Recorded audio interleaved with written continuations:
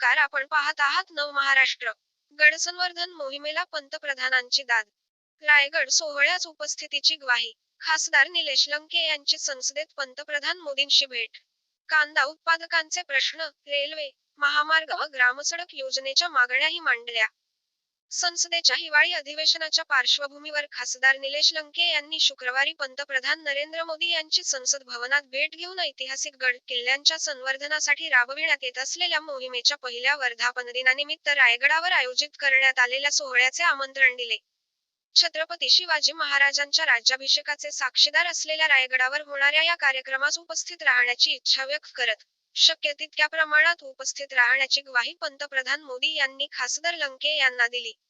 या भेटीप्रसंगी खासदार सुप्रिया सुळे, खासदार प्रियंका गांधी तसेच महाराष्ट्रातील इतर खासदार उपस्थित होते.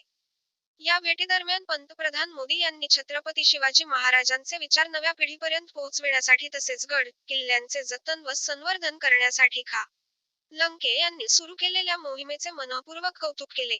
गड किल्ले हे केवळ दगड, मातीचे अवशेष नसून ते स्वराज्याच्या इतिहासाचे जिवंत प्रतीक असल्याचे सांगत, या मोहिमेमुळे तरुणांमध्ये इतिहासाबद्दल जाणीव आणि अभिमान निर्माण होत असल्याचे मत त्यांनी व्यक्त केले.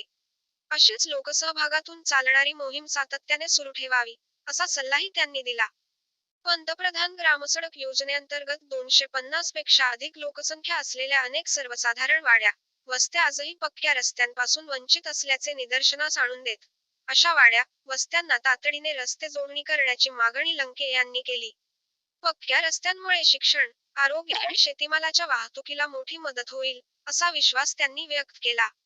शेतकरी प्रश्नांवर ठाम भूमिका. लंके यांनी अहिल्यानगर दक्षिण मतदारसंघातील शेतकऱ्यांच्या जिव्हाळ्याच्या प्रश्नांकडे पंतप्रधानांचे लक्ष वेधले. सध्या सुरू असलेली कांद्याची निर्यात सुरूच ठेवण्यात यावी, अन्यथा बाजारपेठेत भाव कोसळून शेतकऱ्यांचे मोठे नुकसान होण्याची शक्यता असल्याचे त्यांनी स्पष्ट केले. यासोबतच नाफेड व एनसीसीएफ मार्फत शेतकऱ्यांकडून खरेदी करण्यात आलेल्या कांद्याच्या थकीत देयकांमुळे शेतकऱ्यांवर आर्थिक ओझे वाढत असल्याचे सांगत, ही देयके तातडीने अदा करण्याची मागणी त्यांनी केली. औद्योगिक विकासासाठी दळणवळणाची गरज. सुपा औद्योगिक क्षेत्राचा झपाट्याने होत असलेला विकास लक्षात घेता, त्या अनुषंगाने सक्षम दळणवळण सुविधा आवश्यक असल्याचे लंके यांनी नमूद केले. पुणे, नगर रेल्वे लाईन प्रकल्प. पुणे, नगर इंटरसिटी रेल्वे सेवा सुरू करणे, तसेच पुणे, छत्रपती संभाजीनगर महामार्गाच्या कामाला गती देणे, या बाबी त्यांनी पंतप्रधानांच्या निदर्शनास आणल्या. या प्रकल्पांमुळे औद्योगिक गुंतवणूक, रोजगार निर्मिती आणि ग्रामीण भागाचा सर्वांगीण विकास साधला जाईल, असे त्यांनी स्पष्ट केले. लंके यांनी उपस्थित केलेल्या सर्व मुद्द्यांवर गांभीर्याने विचार करून सकारात्मक निर्णय घेण्याची ग्वाही पंतप्रधान नरेंद्र मोदी यांनी यावेळी दिली. विकास, शेतकरी हितसंबंध आणि सांस्कृतिक वारसा जपणे या तिन्ही बाबी केंद्रस्थानी ठेवून निर्णय घेतले जातील, असे त्यांनी स्पष्ट केले.